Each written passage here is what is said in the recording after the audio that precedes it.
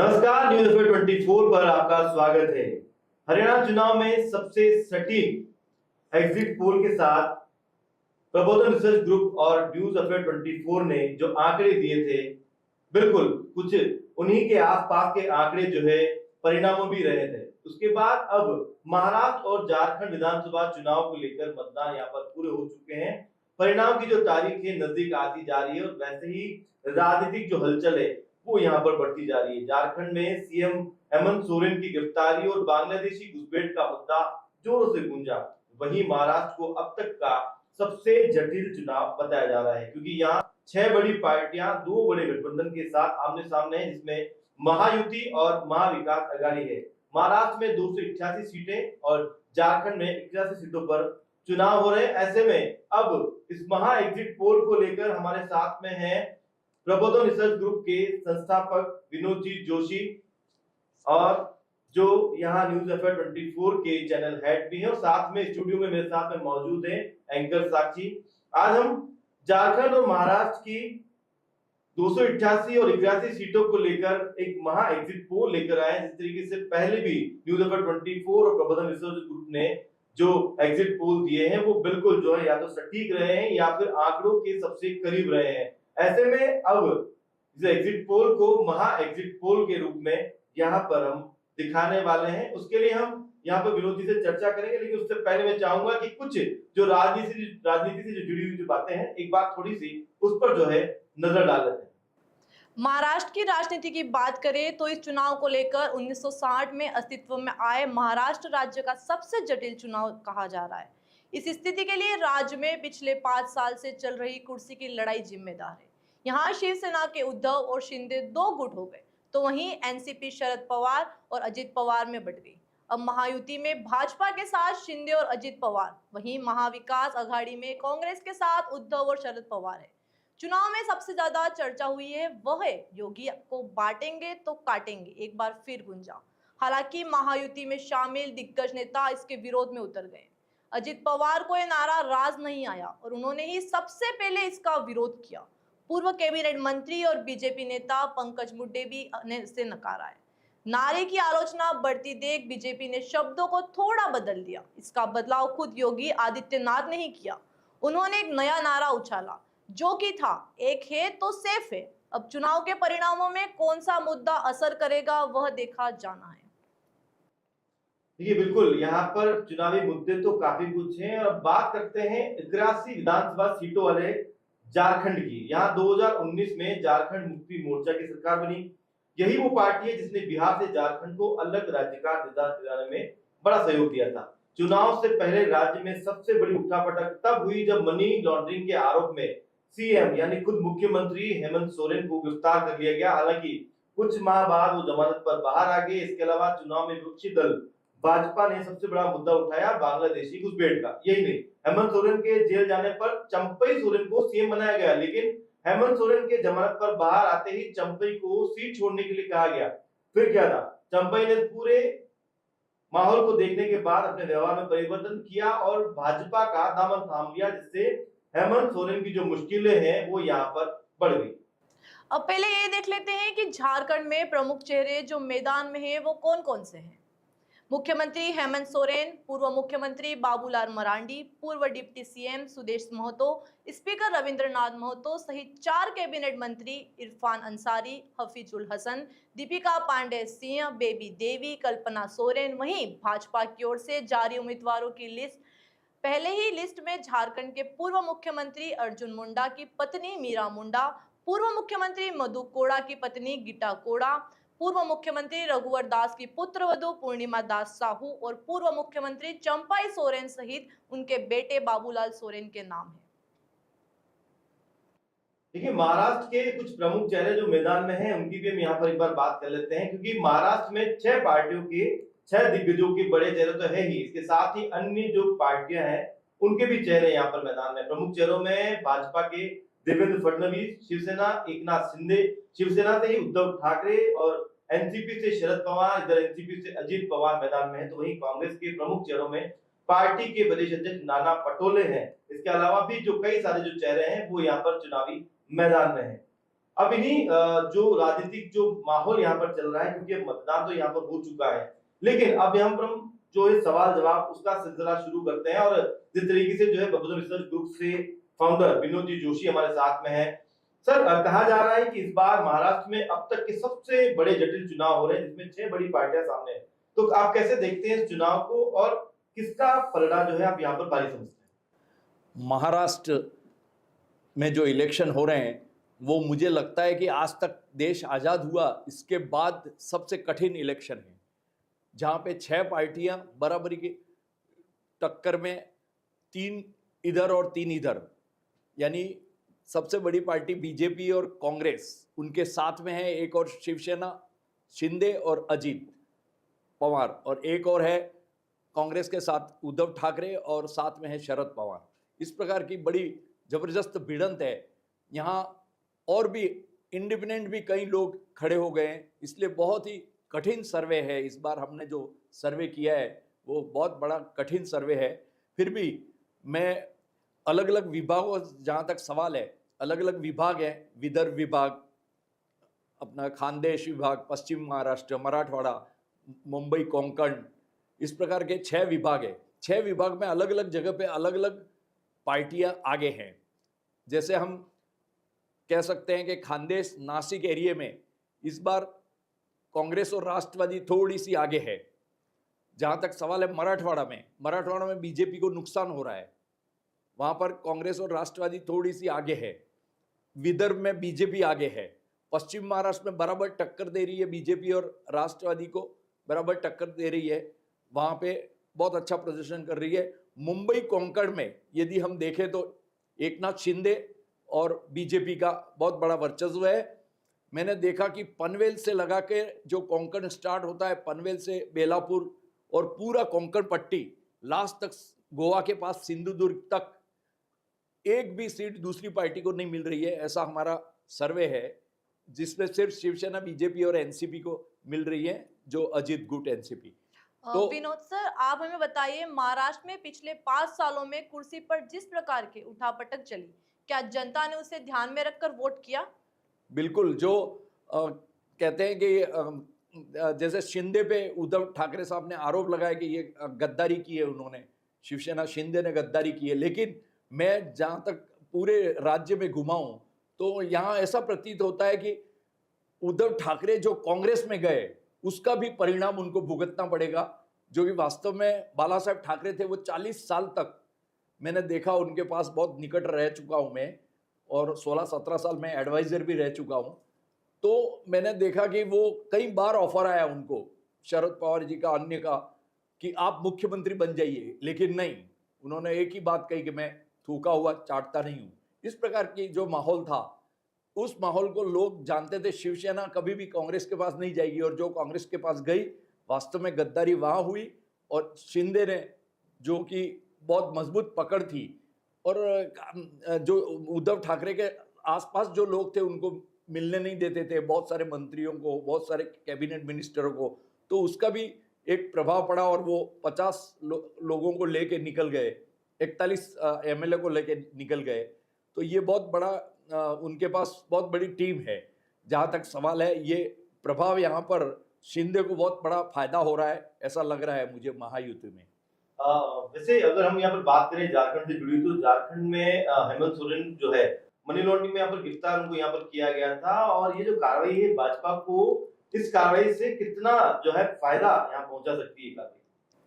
जो सोरेन जी जो जेल में गए, उसमें लोगों को, और भी मैं ऐसा सोचता हूँ कि बीजेपी को नुकसान हुआ है, उसमें उनको सहानुभूति लहर भी कुछ मिली उसका, इसीलिए ये बराबरी की टक्कर पे हैं।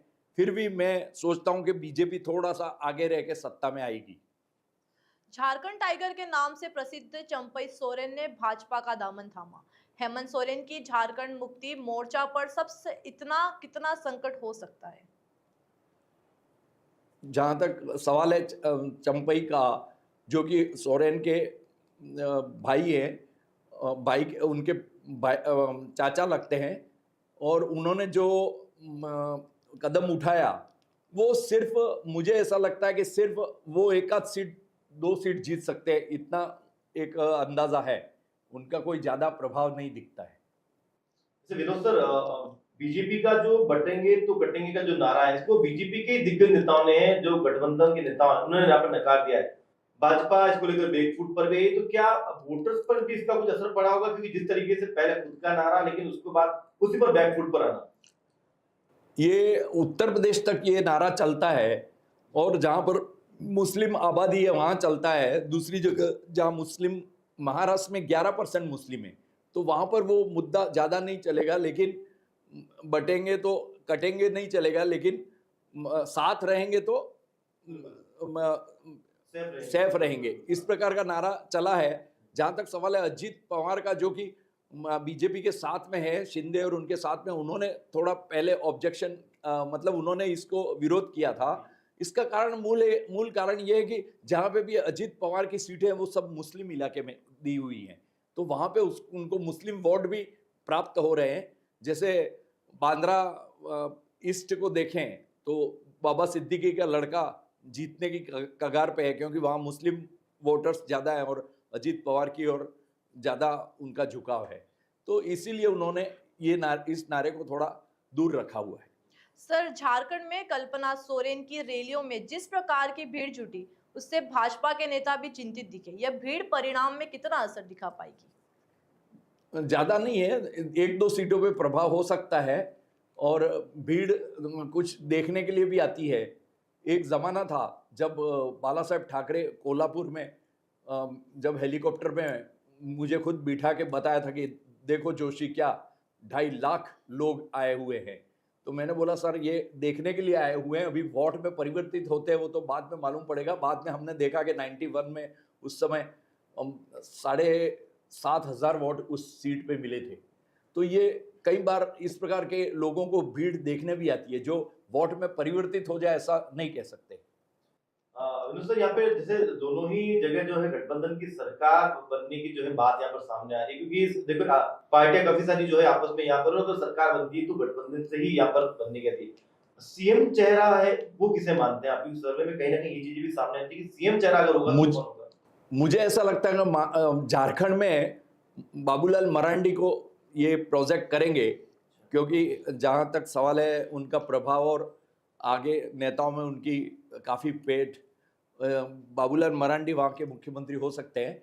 जहाँ तक महाराष्ट्र का सवाल है, महाराष्ट्र में देवेंद्र फडणवीस और शिंदे, एकनाथ शिंदे, दोनों का कंपटीशन है। यहाँ पे एक लाइन है, जैसे मैं ऐसा सोचता हूँ कि यदि 100 से कम सीटें आती है बीजेपी को, तो बीजेपी है वो अपना दावा नहीं रखेगी और शिंदे को मुख्यमंत्री बनाएगी। शिंदे को यदि 35 सीटें मिलती हैं तो उनको भी डर है, यदि 35 से कम मिल गई तो वो भी मुख्यमंत्री नहीं रह सकते हैं, हो सकता है कोई और मुख्यमंत्री हो। इस प्रकार से यहाँ थोड़ा है, उस परिणाम पे निर्भर है कि कितनी सीटें किसको मिल रही हैं, उसके ऊपर पूरा निर्भर है महाराष्ट्र का मुख्यमंत्री। जबकि महाविकास में उद्धव ठाकरे और जहाँ तक नाना पटोले इस प्रकार के मुख्यमंत्री के दावेदार हैं। सर, अब बात करते हैं महिला वर्ग की। भाजपा का सबसे बड़ा भरोसा मुख्यमंत्री माझी लाडकी बहन योजना है। क्या महिला वोटर इस ओर आकर्षित हुई है? बिल्कुल, यहाँ पर एकनाथ शिंदे के जहाँ जहाँ सीटें थी वहाँ पे महिलाएं बहुत ज़्यादा सभा में भी आ रही थी, और मुझे लग रहा है कि इसका प्रभाव पड़ा है। और निश्चित रूप से किसी जमाने में कभी कभी लोग वोट खरीदने के लिए 500 के नोट दे देते थे। आज यदि वो एक साथ से 7,500 रुपये उनके खाते में आए थे एक साथ से, तो निश्चित रूप से इसका प्रभाव पड़ा है और महिलाएं काफी रुचि ले रही हैं और सभाओं में भी आ रही है। उससे लग रहा है कि इसमें महायुति को बहुत फायदा हो सकता है।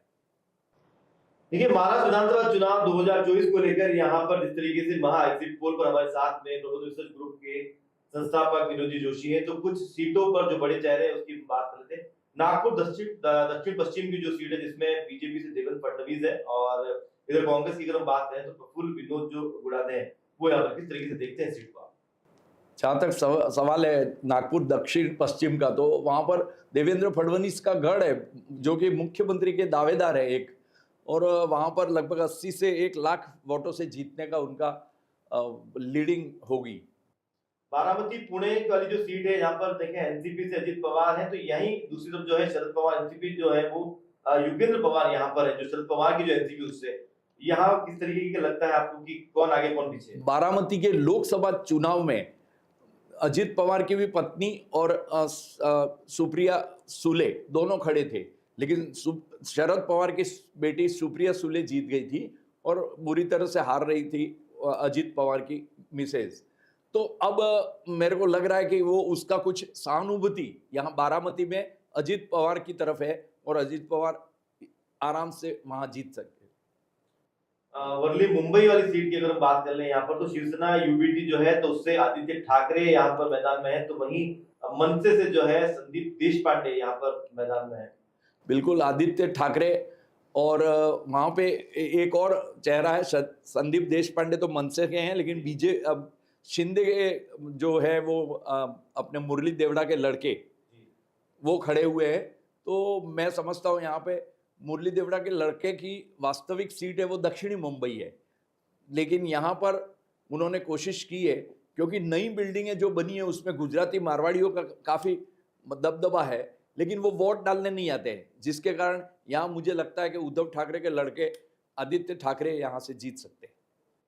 मध्य मुंबई की जो एक सीट है यहाँ पर, माहिम वाली जो सीट है, वहां पर शिवसेना से जो है सदा सरवणकर जो है वो यहाँ पर है, दूसरी तरफ जो मनसे फिर एक बार जो है मंत्री अमित ठाकरे वो यहाँ पर है। इस सीट पर किस तरीके के नतीजे को देखते हैं आप इस एग्जिट पोल में? माहिम सीट विधानसभा जो सदा सरवणकर 3 बार जीते हुए हैं, जो कि अभी शिंदे में हैं, और मनसे से अमित ठाकरे जो कि राज ठाकरे के लड़के हैं, और साथ में हैं महेश सावंत करके, उद्धव ठाकरे की भी पार्टी वहां से लड़ रही है। महेश सावंत पिछली बार भी अच्छा उन्होंने प्रदर्शन किया था। अमित ठाकरे मनसे से, और 3 जने एक साथ से शिवसेना के वोट काट रहे हैं, लेकिन महेश सावंत को यहाँ मुस्लिम वोट भी मिल रहे हैं। 15% मुस्लिम वोट है, लेकिन जैसे ही वो मुस्लिम वोट लेना चाहेगा उसको हिंदू वोट का थोड़ा सा मुश्किलात होगी। वहाँ सदा सरवणकर जो कि वहाँ पे रात दिन काम करते हैं और घर घर में उसको जानते हैं लोग, और अमित ठाकरे एकदम नया चेहरा है। ठीक है, राज ठाकरे के लड़के हैं, लेकिन अमित ठाकरे कुछ पीछे रह जाएंगे और सदा सरवणकर की वहां विजय होंगे। देखिए, इस तरीके से जो सतारा वाली जो सीट है, दक्षिण कराड़ का जो क्षेत्र है, वहां पर सतारा की जो सीट है, तो पृथ्वीराज चौहान यहाँ पर कांग्रेस से हैं और डॉक्टर अतुल भोसले जो है बीजेपी से यहाँ पर जो है मैदान में। इस सीट पर किस तरह के नतीजे यहाँ पर एग्जिट पोल बताती है? पश्चिम महाराष्ट्र में हमने देखा कि वहां पर अधिकतर कैंडिडेट उम्मीदवार का बहुत बड़ा वर्चस्व रहता है। कहीं भी जैसे हमने देखा लोकसभा में, हमने देखा सांगली में जो कि वसंतदादा पाटिल के पोते खड़े हुए थे, जो कि इनको कांग्रेस का टिकट नहीं मिला तो वो इंडिपेंडेंट में खड़े हो गए और जीत गए। एकमात्र सीट जो महाराष्ट्र की थी वो सांगली थी, जो कि वसंतदादा पाटिल के पोते जीत गए थे। कहने का मतलब ये है कि यहाँ पश्चिम महाराष्ट्र में जो भी उम्मीदवार रहते हैं उनका वर्चस्व रहता है। पतंगराव कदम जैसे नेता थे, कई सालों तक जीते, 7-7, 8-8 बार। इस प्रकार पृथ्वीराज चौहान भी कई सालों से जीत रहे, तो उनका वर्चस्व है, वो पृथ्वीराज चौहान वहां से कराड़ से जीतेंगे। अरुणनगर जो सीट है, अणुशक्ति नगर वाली जो सीट है, जिस तरीके से महाराष्ट्र विधानसभा चुनाव 2024 की एग्जिट पोल की यहाँ पर बात कर रहे हैं, सर अणुशक्ति नगर की जो सीट है यहाँ पर एनसीपी शरद पवार की जो सीट है, एनसीपी जो पार्टी है उसमें फहाद अहमद यहाँ पर है, तो वहीं उनके सामने जो शिवसेना से जो सना मलिक है उनको उतारा गया है। शिवसेना शिंदे से सना मलिक को उतारा गया है, और वहां पर एक राहुल शेवाले करके उनका बहुत बड़ा वर्चस्व है, जो कि सांसद भी रह चुके हैं, जिसके कारण उसको मुस्लिम वोट और वो राहुल शेवाले के शिवसेना के वोट दोनों मिलकर मुझे लग रहा है वहां पे नवाब मलिक की लड़की जीतने के चांस बनते हैं। मतलब सना मलिक के चांसेस ज्यादा यहाँ पर लग रहे हैं। चलिए, ये जो एक और सीट है यहाँ पर जैसे मानखुर्द शिवाजी नगर की, जिसमें नवाब मलिक जो है एनसीपी से हैं, इधर शिवसेना से सुरेश पाटिल है, तो वहीं शिवसेना जो यूबीटी की जो है उसमें राजेंद्र वाघमरे यहाँ पर है। उद्धव ठाकरे के ओर से शिवसेना के बुलेट पाटिल नाम से फेमस है, उनको बुलेट पाटिल कहते हैं, और उधर अबू हाशमी खड़े हुए हैं, एक और नवाब मलिक एनसीपी की तरफ से अजित दादा की ओर से, और समाजवादी से अबू हाशमी। समाजवादी से 3 बार जीते हुए हैं वहां अबू हाशमी। इस बार मुझे थोड़ा सा लग रहा है कि नवाब मलिक के भी जीतने के चांस बन जाते हैं। क्यों? क्योंकि लगातार 3 बार जीतने के बाद पार्टी लोग हैं वो बोर हो जाते हैं उससे, और चौथी बार में उनको एक विकल्प मिला। हाँ, यदि नवाब मलिक नहीं खड़े होते हैं तो निश्चित रूप से अबू हाशमी जीतते हैं, और नवाब मलिक खड़े होने से मुझे ऐसा लग रहा है कि मुस्लिम मतदाता अधिकतर, आपने देखा होगा कई बार पार्टियां समाजवादी आती है, कभी जनता दल आती है, कभी किसके साथ जुड़ जाते हैं, कभी किसके साथ, तो कभी AIM के साथ जुड़ जाते हैं। पिछली बार एक दक्षिणी मुंबई में भी जीता दिया था उन्होंने, कभी मालेगांव में जीता देते, कभी औरंगाबाद में जीता देते हैं। इस प्रकार से मैंने देखा लगातार कि मुस्लिम मतदाता परिवर्तन चाहते हैं, लेकिन उनके पास विकल्प होना चाहिए। अब विकल्प मिल चुका है, इसलिए नवाब मलिक के जीतने के चांस बढ़ गए। जैसे महाराष्ट्र में जिस तरीके से साकोली जो विधानसभा है, भंडारा की जो सीट है, या भंडारा क्षेत्र जो विधानसभा है यहाँ पर में, तो कांग्रेस से एक बड़ा नाम है यहाँ पर नाना पटोले, और वैसे ही काफी चर्चित चेहरा भी है। वहीं पर सोमवत निर्दलीय जो है भाजपा से बागी भी हो गए हैं। उसके अलावा अब बीजेपी से यहाँ पर अविनाश जो ब्रह्माण्य के वो यहाँ पर, तो क्या ये बागी हैं वो यहाँ पर किसी के समीकरण यहाँ पर बिगाड़ सकते हैं, क्योंकि पटोले एक बड़ा नाम भी है यहाँ पर। बिल्कुल, नाना पटोले के एकदम इजीली जीतने के चांस है उस सीट पे, और भाजपा के बागी भी खड़े हो गए जो कि टक्कर दे सकते थे, वो उनको बड़ा नुकसान हो रहा है। और यहाँ पूरे प्रदेश में कांग्रेस के प्रदेश अध्यक्ष है, इसलिए वो हार नहीं सकते।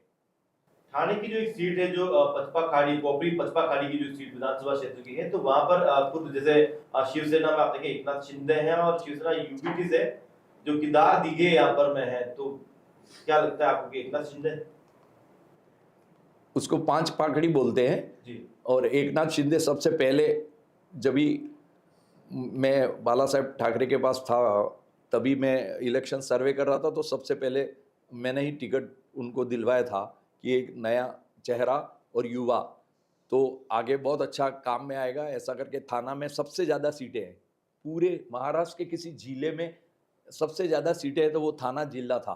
अब पालघर एक अलग हो गया है, लेकिन तब वे कोपरी पंचपाखड़ी से ही लड़े थे, तो वहाँ पे उनका गढ़ है, उनको कहीं 1 लाख के ऊपर से वोट से जीतने की संभावना है। चलिए, महाराष्ट्र के नतीजों को लेकर तो तस्वीरें अब लगभग साफ हो गई है। बचता है झारखंड। विनोद सर, झारखंड में सीएम हेमंत सोरेन की गिरफ्तारी और बांग्लादेशी घुसपैठ का मुद्दा जोरों से गूंजा। इसको देखते हुए अब एग्जिट पोल क्या बताते हैं सर, इसके बारे में आप क्या कहना चाहेंगे? जहाँ तक सवाल है झारखंड का, झारखंड में संथाल क्षेत्र है जो कि बांग्लादेश के एरिया या पश्चिम बंगाल के किनारे किनारे आता है, वहाँ पे इस घुसपैठिए का बिल्कुल मुद्दा चला है और उसका प्रभाव भी पड़ रहा है। लेकिन दूसरी जगह बांग्लादेशी घुसपैठियों का प्रभाव नहीं है दूसरे क्षेत्र में, लेकिन वहाँ पर बीजेपी ने बहुत ही अच्छे उम्मीदवार दिए हैं और लगातार वहाँ पर उन्होंने लास्ट में अंतिम क्षणों में बहुत ही अच्छी मेहनत की है, जिसका परिणाम यहाँ पे मिलेगा। और आदित्यनाथ जी की जो मुख्यमंत्री थे उनकी भी काफ़ी सभाएं हुई है, उसका प्रभाव पड़ेगा। और यहाँ मैं समझता हूँ कि यहाँ बीजेपी अगला झारखंड में राज करेगी। तो देखिए विनोद सर, जिस तरीके से हमने यहाँ पर बात की है, कुछ प्रमुख सीटें जो थी महाराष्ट्र की उनको लेकर बात करी, झारखंड में भी जो लगभग यहाँ पर बीजेपी है। शुरुआत के अंदर आपने जिस तरीके से जो है अलग अलग विभाग के अंदर जो है महाराष्ट्र को बांटा था, मैं चाहता हूँ कि एक बार थोड़ा सा जो है उस पर और प्रकाश डाल दिया जाए, किस तरीके से जो है पूरा जो महाराष्ट्र इतना बड़ा है, 288 सीटें जो है वहां पर पूरी है, उसमें किन 6 भागों में जो है विभागों में ये बटा हुआ है, और वहां पर किस तरीके की जो है राजनीतिक जो परिप्रेक्ष्य जो है वहां पर, वो थोड़ा समझाया। महाराष्ट्र है वो 6 भागों में बटा हुआ है। मुंबई का भाग, एक कोंकण का भाग जिसमें थाना भी शामिल है, पश्चिम महाराष्ट्र, मराठवाड़ा, विदर्भ और खानदेश, इस प्रकार के 6 भाग है। और 6 भागों में अलग अलग सभी लोगों का अलग अलग प्रभाव है। पश्चिम महाराष्ट्र में शरद पवार का प्रभाव ज़्यादा है, जो सबसे ज़्यादा सीटें जीत रहे हैं। मुंबई कोंकण में हम देखेंगे कि बिल्कुल सफाया हो गया है, वहाँ पर बीजेपी और शिंदे का प्रभाव है। और थाना में विशेषकर शिंदे खुद वहाँ से आते हैं मुख्यमंत्री, इसलिए 24 सीटों में उनका प्रभाव है। अब देखेंगे खानदेश में बराबरी की टक्कर है, बीजेपी और शिंदे और अजित पवार, और उधर शरद पवार, उद्धव ठाकरे और कांग्रेस का। इसके बाद हम देखेंगे मराठवाड़ा में बिल्कुल थोड़ा सा, मैं सोच रहा था कि ज़्यादा नुकसान होगा बीजेपी का, लेकिन काफ़ी संभल गए और बीजेपी का वहाँ नुकसान कम हो रहा है। विदर्भ में बराबरी की टक्कर है कांग्रेस और बीजेपी में, फिर भी बीजेपी कुछ सीटों से आगे निकल गई है। जहाँ तक सवाल है मराठवाड़ा का, वो मराठवाड़ा में हम देख रहे हैं कि कांग्रेस और राष्ट्रवादी और उद्धव ठाकरे ये मराठवाड़ा में लीड ले रहे हैं। इतना पक्का है कि वे बीजेपी के ग्रुप से आगे हैं। एक फाइनल जो है, अगर हम कंक्लूजन पर यहाँ पर आए, जिस तरीके से महा एग्जिट पोल महाराष्ट्र और झारखंड की इस चुनाव में जो मतदान हो चुका है उसके मैं यहाँ पर बात कर रहे हैं, तो एक फाइनल में आपसे जो है जवाब लेना चाहूंगा कि आखिर महाराष्ट्र में और फिर झारखंड में सरकार किसकी बनती नजर आ रही है? जहाँ तक सवाल है, मैंने एक और जिला आपको बता देता हूँ, अहमदनगर जिला, जो पूरे देश का सबसे बड़ा राजनीतिक जिला कहते हैं, जहाँ पे कई साकर कारखाने, कहीं दुग्ध व्यवसाय के बिजनेस है, कहीं सूत गिरनी, कहीं ये मतलब सहकारिता का सबसे बड़ा उदाहरण यदि दे सकते तो अहमदनगर जिला, जिसमें शिरडी आता है। और शिरडी विधानसभा में विखे पाटिल करके बहुत बड़े नेता, जो कि कह सकते हैं कि पूरे देश का सबसे बड़ा किसान, वो वहाँ पे लड़ रहे हैं, मराठा समाज के हैं विखे पाटिल, वो भी एक वर्चस्व रखते हैं। और वहाँ पे जो भी 12 सीटें उसमें से 5 सीटें लगभग बीजेपी को जीता रहे हैं और एनसीपी को भी 4, तो यहाँ पे एक जिले में बहुत अच्छा बहुमत मिल रहा है उनको।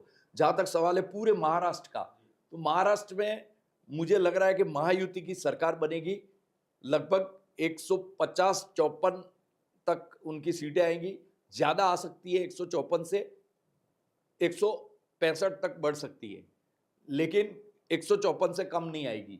और जहाँ तक सवाल है झारखंड में बीजेपी को पूर्ण बहुमत मिलेगा। जैसे 82 सीटें हैं, 82 सीटें हैं, तो 82 में से लगभग 46 सीट चाहिए उनको, तो 48 तक उनका 5 सीटें वो आसू करके एक पार्टी है, उनसे समझौता पिछली बार नहीं हुआ था, इस बार हुआ है, तो उसका फायदा भी उनको मिल रहा है और निश्चित रूप से वो 48 पे उनकी सरकार बन जाएगी। चलिए विनोद सर, आपका बहुत बहुत धन्यवाद इस महा एग्जिट पोल को वाकई में एक सटीक रूप और सटीक आकार देने के लिए। जिस तरीके से हरियाणा, उससे पहले राजस्थान, उसके बाद जो उपचुनाव जो आंकड़े आपने दिए हैं वो हमेशा या तो सटीक रहे या फिर बिल्कुल जो है परिणाम के बिल्कुल आसपास में यहाँ पर है। मेरे साथ में सहयोगी साक्षी, आपका भी बहुत बहुत धन्यवाद जिस तरीके से इस महा एग्जिट पोल के अंदर में आप यहाँ पर शामिल रही। कुल मिलाकर अगर हम किसी कंक्लूजन पर आए, तो यहाँ पर जिस तरीके से विनोद जी ने बताया है कि 154 से 165 तक जो है यहाँ पर जिस तरीके से जो है बीजेपी की सरकार यहाँ पर बनने वाली है। अगर हम महाराष्ट्र की बात करें तो यहाँ एक बहुत बड़ी जीत यहाँ पर दिखती है। तो वहीं अगर हम झारखंड की बात करें तो बहुमत की बात यहाँ पर जिस तरीके उन्होंने बताई कि करीबन 46 से भी प्लस जो है यहाँ पर रहने वाला है, यानी कि ये चीजें साफ हो जाती है। हालांकि अब मतदान हो चुका है और अब नतीजे सामने बहुत जल्द आने ही वाले हैं, और लेकिन उससे पहले जिस तरीके से न्यूज़ 24 और यहाँ पर बबून रिसर्च ग्रुप ने हमेशा की तरह एक बार फिर नतीजों से पहले आपको जो नतीजे दिखाए, हम चाहेंगे कि इस पर भी जो है आपकी राय जरूर बताएं। धन्यवाद।